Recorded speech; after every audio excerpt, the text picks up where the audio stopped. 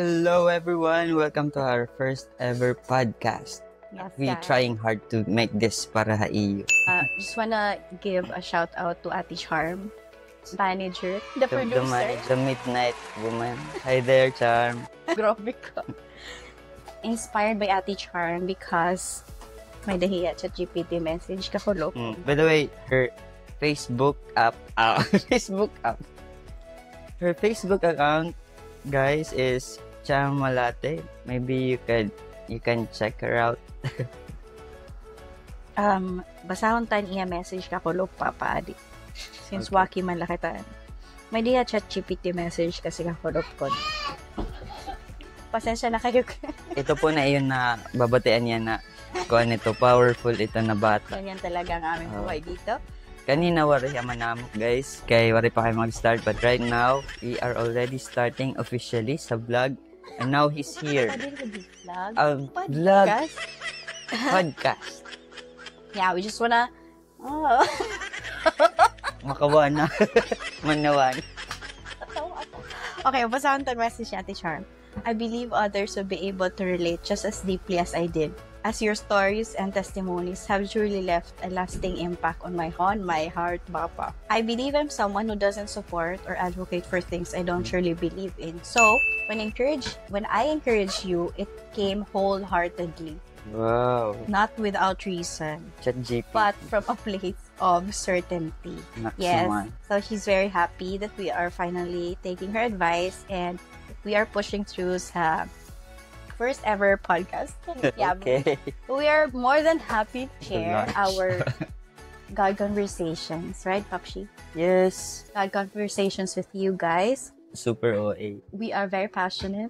Wow. Passionate. Diba, Papa? Yes. We are very passionate in studying the word and sharing the word to everyone. Everyone, whoever will be reached by this Yes. podcast. Ang mga audience. Mga audience? Uy, sige na. Balitaw, sige. We wanna talk about Joshua 4 today. Okay. Just think it's a perfect start. This first ever episode. Let's read first. Maybe just pause dito sa mga parts nga that sticks. The truth that sticks. The weight that sticks. Yes. Okay. You're with fam. I like that. Okay, Joshua 4. Memorials to the Jordan crossing. When all the people had crossed the Jordan, the Lord said to Joshua, "Now choose 12 men, one from each tribe. Tell them, take 12 stones from the very place where the priests are standing in the middle of the Jordan. Carry them out and pile them up at the place where you will camp tonight." So Joshua called together the 12 men he had chosen, one from each of the tribe of Israel. He told them, "Go into the middle of the Jordan in front of the ark of the Lord your God. Each of you must pick one stone and carry it out on your shoulder, 12 stones in all, one for each of the 12 tribes of Israel. We will use these stones to build a memorial. Okay, memorial. In the future, your children will ask you, 'What do these stones mean?' Then you can tell them, 'They remind us that the Jordan River stopped flowing when the Ark of the Lord's covenant went across. These stones will stand as a memorial among the people of Israel forever.' So the men did as Joshua had commanded them. They took 12 stones from the middle of the Jordan River, one for each tribe, just as the Lord hath told Joshua. They carried them to the place where they camped for the night and constructed the memorial there. Joshua also set up another pile of 12 stones in the middle of the Jordan, another 12 in the middle, at the place where the priests who carried the Ark of the Covenant were standing. And they are there to this day. So, before they go to the middle, tapos sa middle liwat, nagbuild for yara tumabok, and the priests who were carrying the ark stood in the middle of the river until all of the Lord's commands that Moses had given to Joshua were carried out. Meanwhile, the people hurried across the riverbed, and when everyone was safely on the other side, what was happening here? Okay. Okay. Ano nangyayari din before here mag-cross? What was happening before? What's the Okay. context? What's the setting? What's happening? Who's the audience? Before hini is They just got out from Ang Exodus, di ba? Yes, from Egypt. Egypt. Tapos, hindi na nila kasama si Moses. You know why? Dahil sa out... Nagtatagalog. Kay, Mo naman. di ba nagkadad ng rebellion gapon ng Israel and bagan, hadto na time nagkuhan gap, nadamay Moses. And he was not able to represent God ngadtohan whole congregation in Israel. And so, nag-promise sa the Lord na diri niya makita hiya from a mountain, kumbaga. Pero he will never get to cross or enter the promised land. And iyan so, na disciple niya bagan. Joshua, the son of Nun. Waray niya. Ang wala niyan ko Ano wala talaga parents. So, Joshua got all, as stated nga di, tanan na commandments, iginpasa. Yeah. And dun, di ba, ang pinakakilala na pag-divide hand waters is an Exodus mismo. Egypt, Red Sea. An Israelites from Egypt, and then habol nila ni Pharaoh, then the Lord made a way through the waters of the Red Sea. Maram kita ito tanan kay tungod na ginpapas on ito na story han aton mga parents. And here comes another ngayon na scripture telling us na second occurrence in parting of the Red Sea. The Lord will do it 3 times. Niya, after niya, may dapaghihap niya ginpakita na miracle, han time na niya and prophets na iyagin di-divide lagi hapon ang kuan and body of water. He did it how many times? 3 times to confirm that he can make a way when there seems to be no way. So this is the second time give part ni Lord and see. Yes. For the Israelites na, di ba? Yes, His chosen people. So this was the time when ma-enter na Hera. Finally, they will enter the land promised by the Lord. A land enter the land flowing with milk and honey. Na what dere ko no kamo ang nagtanong, dere kamo ang nagcultivate, but you will inherit it. Diba? Yes. You will inherit. A wonderful promise. Especially those who are in transition for today's video. Diba? Since we are talking about transitions, yes. This is koan. Bagan usahiya ha mga major example in transition from the Bible. You know, we have to understand that over the bagan pera na ini ka years, diba? 40 plus years people dinihin. One poverty, diba, in a way. Yeah. Nga, tapos slaves sila nakadan imumind nga. And they were not settled in a land for good. Yes. This is going to be a major shift. Finally, after so many years, they will experience abundance. Pero there has to be that Jordan River that they have to cross. Iragap mga kuan, di ba damo pa nga natabuhaw. Kailangan i-conquer. Yes.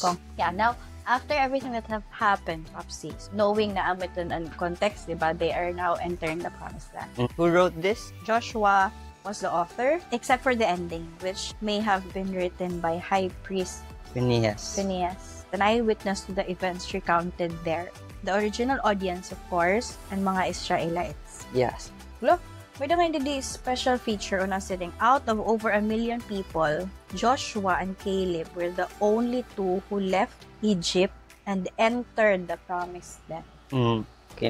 Because of the rebellion, Adtohan really disappointed the Lord, and only Joshua and Caleb were able to enter it because people who really trusted in God, despite nakikita na bagan diri kaya or impossible, they were so faithful ngan trusting in the Lord, totally depending on Him. Right. Okay. While the rest were always grumbling and rebelling, they always consider what they see by an naked eyes. Joshua and Caleb were seeing things through the eyes of God. Yeah, very faithful. Tapos ang mga Israelites, despite nun kaya damo na ginimo na Lord, diba nga mga miracle, provision, wilderness, ng paggawas nila Israel, Egypt alone, diba? Diba may plagues, pagin exhaust ni Lord tanan nga means para makagawas nila nga to. And yet, over, even in 40 years, they were still doubting the Lord. sometimes like people, it's easy for us nga. Basta nga ni faced with mapuring nga situation, we have a tendency to forget. That's why Word of God, the Lord always says, be thankful in all circumstances, not be anxious about anything, pray about everything. Instead of focusing it now, you start thinking of what has been done. Ano na ang nahimo na fulfill na Lord na promises before. And when you focus on that, you realize, kaya ni Lord, even if pinaka mga difficult situations. Sometimes na-overwhelm lang kita ito di ba, at the moment. Yeah, but we are emphasizing here the memorials to the Jordan crossing. Well, the memorials are those stones. How many stones were there? 12 12 stones representing the 12 tribes of Israel.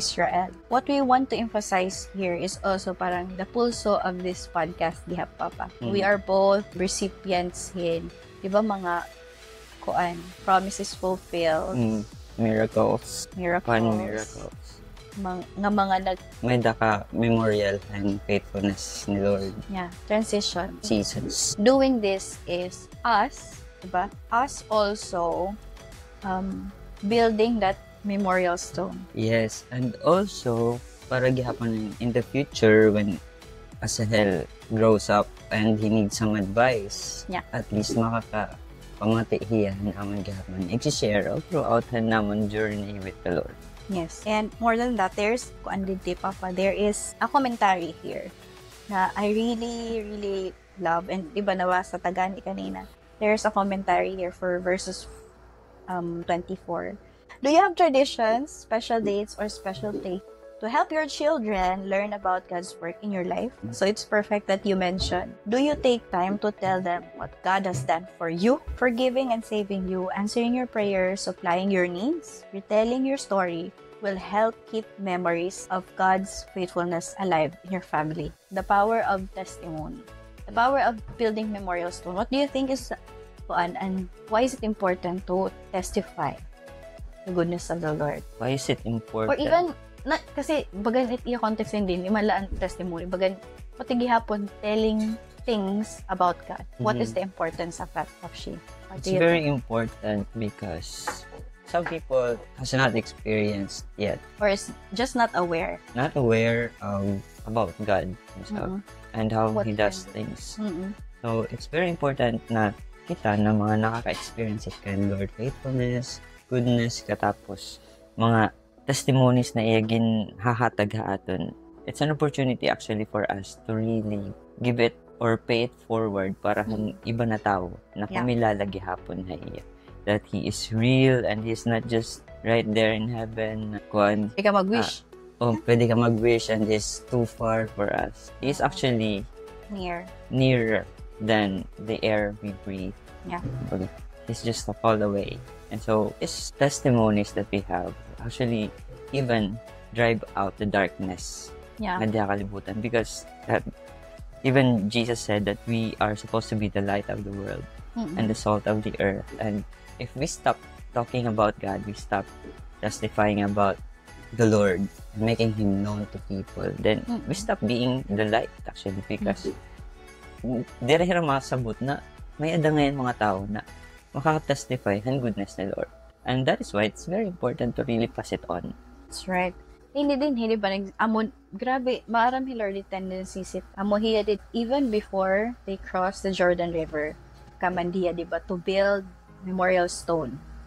Oh, that's one. Didi, before para mag-cross, may did that memorial. Yeah. Tapos, pati dito but nga, while naglalakad ang mga tao to cross the Jordan River, may dagihap memorial gihapon dito, di ba? The Bible says it's still there up to this day. Before I had this, yung tatawag nga rin ako, nasal polyps. Pero may kadto, ginduduguan nga diha irong. So, nag-nosebleed ako and it came to a point na nag-anemic na ako. Mas mabusag pa ako dati kay tungod na anemic ako. And then, nagagarasa. Totally unhealthy na individual. Tapos, anak kaya ang padto is ngungo. But even then, sige lagyapan ako kan serve God Lord. Kan ngungo. Amon iba na mamati na laking kukuri anak pagyan. Oo, witness pa. So, why do I say na memorial stone niya? Kay tungod na the Lord healed me. Diba? Di rin man ko an type na just like the rest na heal na instant lang. But He used and facilitated tanan na tao na He could make as an instrument para matanggal adto. And finally, and after okay na akong lawas, tapos naging healthier ako. Pero ka years to before ka na pa-opera? So, pero ka years yung pag-inilog? So, mga college kasi may danakadaan. So, 4 years, 5, plus ang tud ko ang pagtrabaho pa. More or less mga 8. 8 years. 8 8 years nga may nakasod na kuan. Yes. Nag-nosebleed ka. Oo. Tapos, Kaya after lahat, ngongo, di ba? Medyo ngongo. After, asya, effortless ito pag ngongongong. kay normal. Kaya normal la. Tapos, after Yolanda lahat, mga, kuan, February 2014. Na-operahan. Oh, So, ba na Yolanda? Oo, totally healed. So, that's one of my memorial stones. At yan na, liwat. Kuan, position niya dahan, no, EVMC. Dati, di ba, kanya na, di ka makakasulod nga da kung waray ka backer. Mm-hmm. Actually, up to now, waray ko backer. The Lord has been promoting me gihapon. Yeah. It's not because magaling ako. It's because the Lord has given me that opportunity gihapon to serve people. Yeah, will ni Lord. Yes, that's right. And yan na, another kuan ko is this house. Di ba? Mm-hmm. We have, kung dati, baga na, waray kami mayayakan na amon house. Kaya nakiki-okay lang to. Mm-hmm. And I'm so blessed na may daka mo mga auntie na nagpapa-opera natin. Even though there he is sugad ka dako good, but we can call it our own. It's a home. So, this is a memorial stone of what God can do. Pag kita natin, it's impossible. He already did it. And then, we also have the car. Gasin natin dere. Kuan, kaya kahit aton seldo, but He did it anyway, di ba? Yeah. And 3 years na. Yes. Tas gasi ko dati direct mababarugod pag-drive kay makaradlok. But right now, nag-drive na ako. It's all because the Lord says, go and I need to conquer things. You just really have to go for God. He asahel. Ay, pag-umutik. Diba? He asahel mismo. Asahel is our son. So, hiya it, is our son. Usahiya ha mga memorial stones namon na mag-asawa. Yes. Kay, di ka maaron kung paano makaka-provide dito na amon. But, grabe, puhos talaga. Ever since ginburod hiya, hangtod nig anak, hangtod yan na ato na balit. People, di ba, may dito brown out. We were reminded by the Lord that 8th day 7 days. Tapos, hagtula na moment. Turay masyado. Party, pangaon, whatever. Brand out. Yes. Tapos, we were convicted to dedicate him kan Lord. From that day onward, waray nakitaan nag-provide sa iya. Tanan nga kailangan niya. Yes. Lord talaga ang nag-provide. Who would imagine, grabe niya, milk. Grabe yung milk. Bagan gusto ko na. Prinda. Some people are questioning paghihapon, asking us about yung dedication na dapat damo it may invited or I mean, well, kaya kuan lahat to baga and public involved la, di ba? Kaya magiging mga disciples, which is okay, maghihap siguro na ibalaan conviction tayo. Yes. We wanted and formal na dedication because 7 years old niya. Kilala niya, ma-recognize niya niya magiging ninong-nina. So, God siguro la. But let me take this opportunity gapon to explain it ko na do not be pressured kung na ginayakan niya, diba? It's between you and the Lord. Yakan ni Lord is tugad din. Oo. Yun ang sundin. Ayaw pag-pressure mga kuan ginayakan ni other people.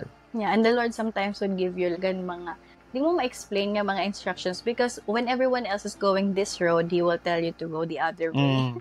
So, but even here, building and memorial stones, ba ko, di ba, a normal mind wasing, kaya naman ka bubutangin stone din yung middle, di ba? would we do that? But others would say it's crazy. Pero they just have to do it. And the Lord would always say, all over nga ni Book of Joshua, diba? Do not forget. Do everything. Diba nasa ring hiyang akon gin. Everything that my servant Moses commanded you to follow. Do not deviate, but to the left or to the right. Even if sometimes it will single you out from the rest. Even if it's parahain mo, di mo ma-explain why. Pero you just have to abide.